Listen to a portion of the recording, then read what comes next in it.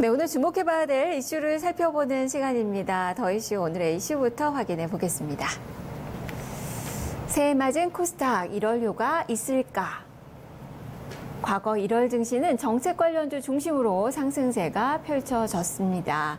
지난해 1월을 보더라도 제약 바이오 업종이 31%가 급등을 하면서 가장 또 상승률이 돋보였었습니다. 자, 올해는 또 CES 2019 그리고 JP모건 헬스케어 컨퍼런스가 있어서 이러한 또 기대가 커지고 있는데요. 다만 이제 커지는 이 경기 침체에 대한 그 공포 그리고 또 트럼프 대통령의 리스크 이런 부분이 어떻게 작용하는지 여부가 또 1월 증시의 향방을 좀 가를 것으로 보여집니다. 과연 1월 효과 기대해 볼 수 있을지 살펴보도록 하겠습니다. 통화도 투자자문 박한샘 운용위원과 함께합니다. 운용위원님 안녕하세요. 네, 안녕하세요. 반갑습니다. 네. 새해 첫날 또 이렇게 스튜디오에 방문을 해주셨네요. 네. 무엇보다 이제 1월 들어서면서 가장 기대가 많이 실리는 부분이 1월 효과잖아요. 네, 그렇죠.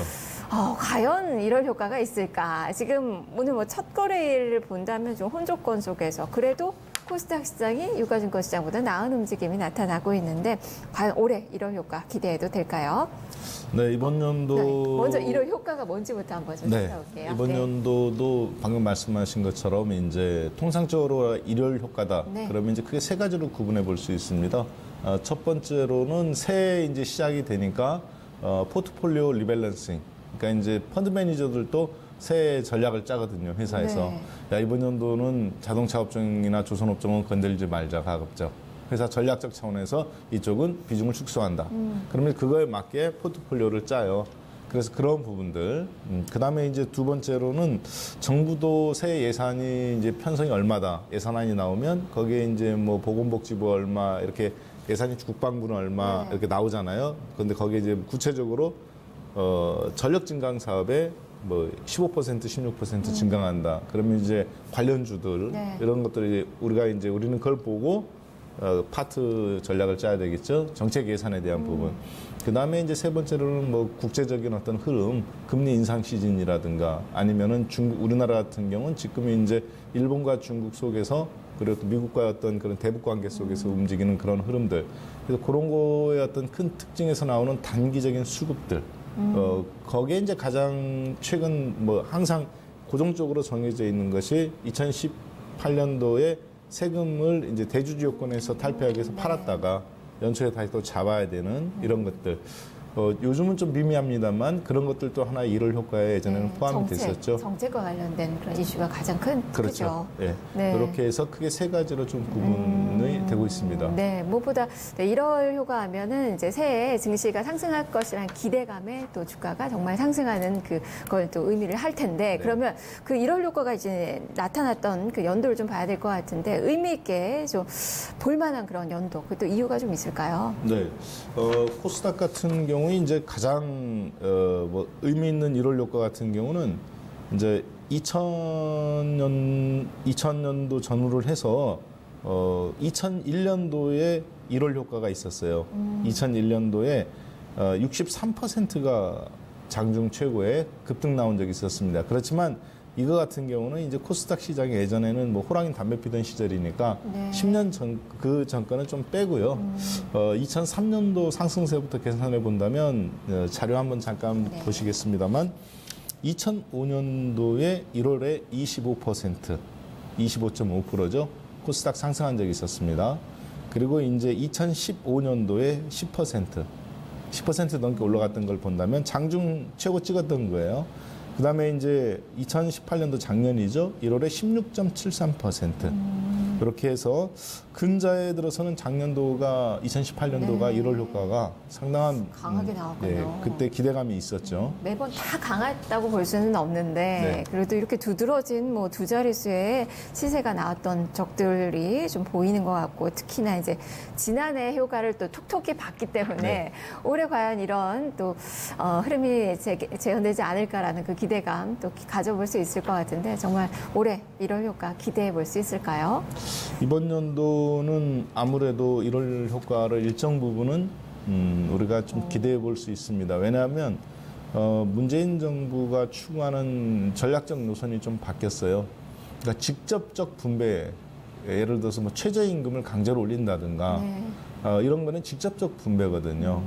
그런데 이제 그런 전략에서 그것보다는 중소기업이나 이런 걸 좀 육성해서 규제 대기업들도 계속 규제 주고 하는 것보다는 육성을 해서 약간 이렇게 이제 조금 실질적으로 간접적 고용 효과라 그러니까 고용 효과가 늘어나는 건데 청년들한테 직접 돈을 뭐 지원금을 50만 원씩 준다 이런 데서 차라리 그쪽을 산업이 되는 쪽 중소기업 쪽에서 뭐 예를 들어서 바이오 산업이라든가 정부에서 기술 혁신 사업이나 벤처 기업으로 한 데는 이렇게 좀 밀어주는 형태로 그런 중소기업 육성 정책이 가장 효율적이기도 하거든요. 일본의 힘도 거기서 나오고 대만도 나라는 작지만 특정 파트 IT에서 강한 분야가 바로 중소기업에 있기 때문에 국내도 앞으로는 문재인 정부의 후반기는 그렇게 좀 진행이 될 걸로 봅니다. 다만 문재인 정부의 한 가지 분명한 특징은 인위적인 경기 부양책을 네. 쓰지 않는다는 것이 굉장한 특징인 것 같아요.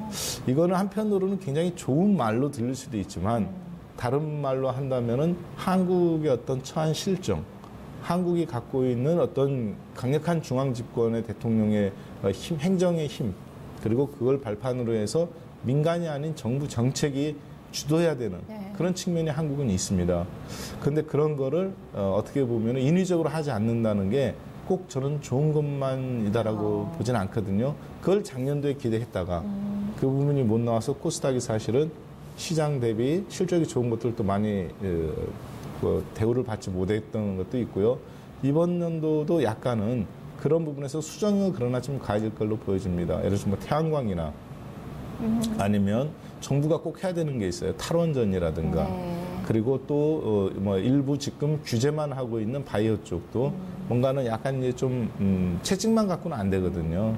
그래서 그런 부분에서 부분적인 어떤 정책적 효과들이 분명히 있을 걸로 그렇게 좀 판단되고 있습니다. 네. 자, 그렇다면 1월에 주목할 만한 그런 변수들 어떤 것들이 있을까요? 국내에서 그리고 방금 이제 1월 그 효과에서 이제 몇 가지 이제 변수들이 국내에 있긴 한데요. 네. 자료 한번 잠깐 좀 보실까요?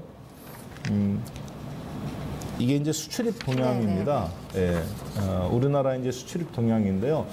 70년 만에 국내가 최대 네. 수출 실적을 달성했어요. 그러니까 뭐 사실 말이 70년이지 대한민국 한반도 5천년 역사상 처음으로 이렇게 많은 금액 6,055억 달러.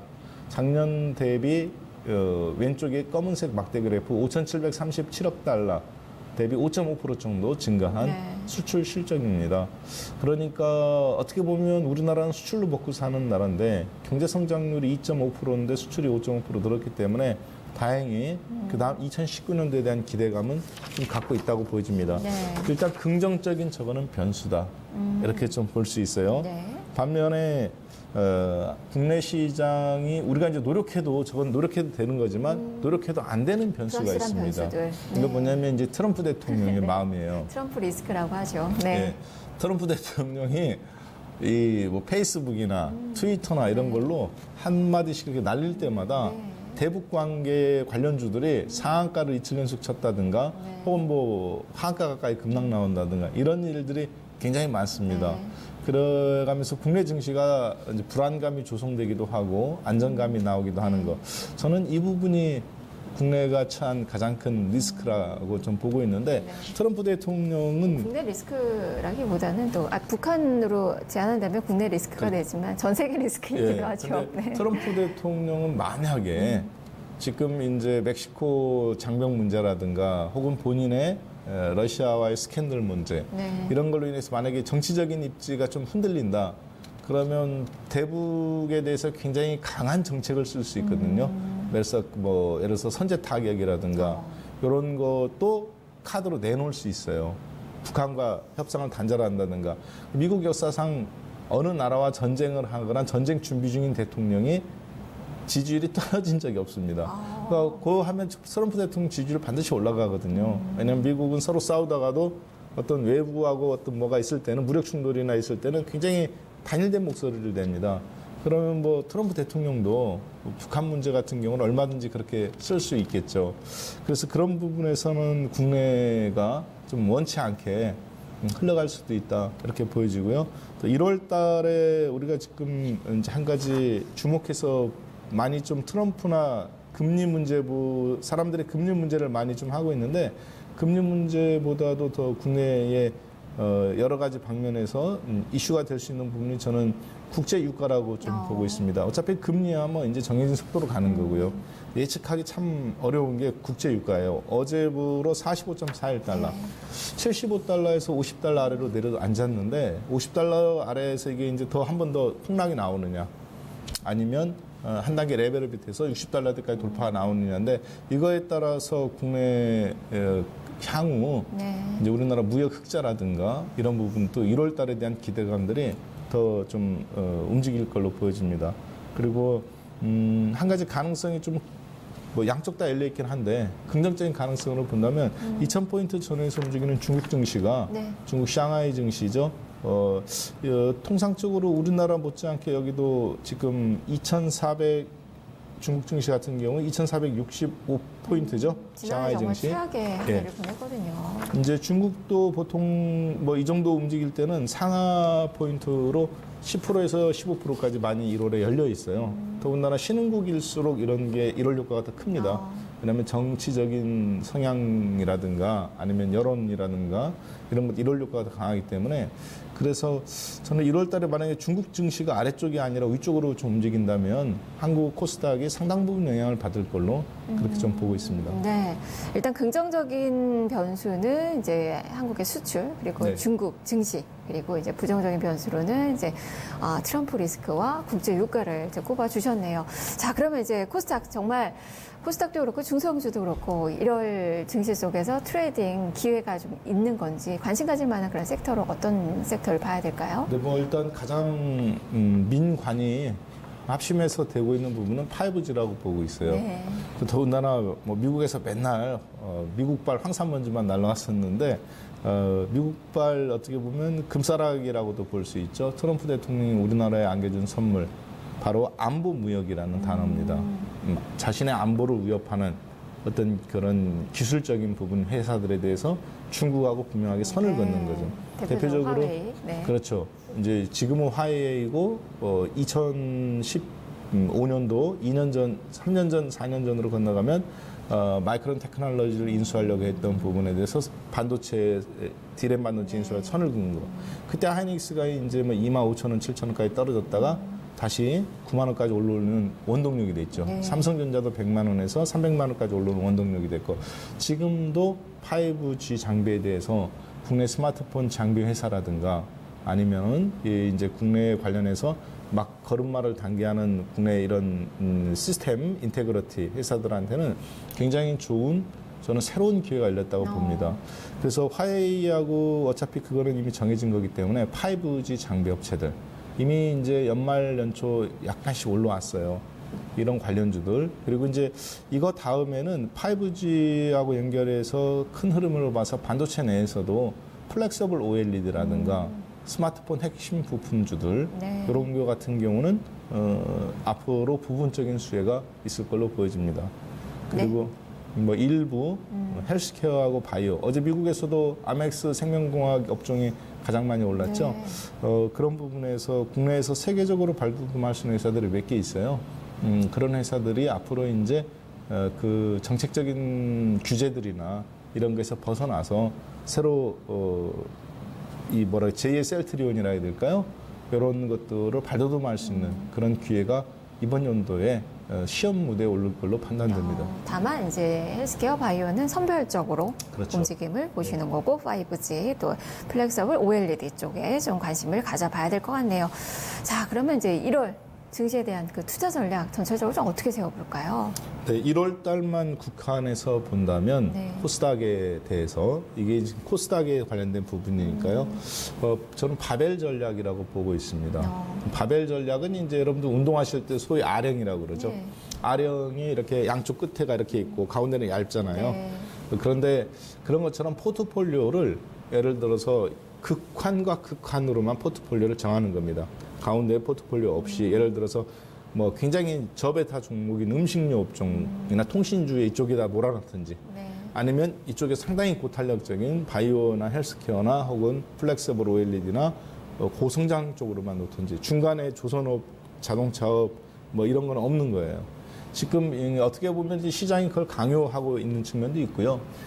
그래서 저는 1월에는 극한의 바벨 전략이 시장에서 펀드 매니저들이든 애널리스트든 이렇게 좀 선택할 수밖에 없는 그런 장이다라고 보고 있습니다. 그 다음에 두 번째 포인트는 그런 바벨 전략 속에서 가는 업종만 계속 간다. 네. 1월에는 못 가는 처지는 업종은 건드리지 않습니다. 왜냐 지금 바벨 전략을 취하는 매니저나 애널리스트는 한 10분의 1밖에 안 될 것 같아요. 왜냐하면 뭐 굳이 앞서 나가봐야 그래봐야 뭐 그렇다고 월급 더 나오는 것도 아니거든요. 1월 달에. 그러니까 많은 돈들이 뒤에서 보고 있다가 가는 종목을 확인하고 자기 생각에 맞으면 따라가는 전략이 될 걸로 보여집니다. 그래서 그동안 10월에서 12월 사이에는 거의 올라 한 20% 수익 났다가는 종목이 또 꼬꾸라지고 네. 그 다음 걸로 교체되고 순환매였다면 이번 1월은 약간 시장은 별 볼 일 없을지 몰라도 연속성 기대해 볼 수 있어요. 예, 30, 40% 올라가는 업종 내 종목들이라든가 이런 발돋움하는 종목들이 그런 후속타 자금들이 풍부하기 때문에 그래서 일부 사다리 걷어차는 그러한 업종들이 나올 걸로 보고 있습니다. 사다리 걷어차는 예. 이거 어떻게 좀 풀이 좀 이제 해주세요. 예를 들어서 뭐 이렇게 레벨을 올려놓은 다음에 기관들이나 자기네들이 이제 물량을 싹쓸이하고 그 아래 이제 그 사다리가 걷어차지는 거죠. 뭐 떨어지면 사야 되겠다. 좋은지 다 알고 있었기 때문에 그러면 그때는 좀 이제 늦은 거죠. 그런 걸 사다리 걷어차기 전략으로 수급적인 측면에서 이미 일부 나오고 있다고 보여집니다. 네, 그 종목군들 연속성을 가지는 그 종목군들이 앞서서 말씀해 주셨던 5G나 플렉서블 네. OLED 그리고 일부 제약 바이오 이런 쪽으로 네, 오늘 구성을 해야 보니까 되겠네요. 에이스테크라는 5G 장비 업체가 있어요. 네. 이게 굉장히 적자 회사거든요. 흑자 잘 나다가 적자고 국내에서는 핸드 스마트폰 장비에서 중계기에서 거의 뭐 탑인 회사인데 요거 기관들이 최근에 개인 투자자 물량을 한 150만 조를 한두 달 사이에 싹쓸이했습니다. 외국인하고. 네. 그리고 나서 실적이 안 좋은데 오늘 긍정적인 코멘트를 내보냈더라고요. 그래서 일부 20% 올랐는데 개인들이 못 따라 사거든요. 그런 식의 어떤 시스템으로 네. 돌아가는 거. 외국인과 기관의 수급을 또 보면서 네. 종목별 전략을 세워봐야 될 것 같고 1월 효과는 제한적으로 있을 것이다라는 네. 그 관점이네요. 말씀 잘 들었습니다. 네, 감사합니다. 네.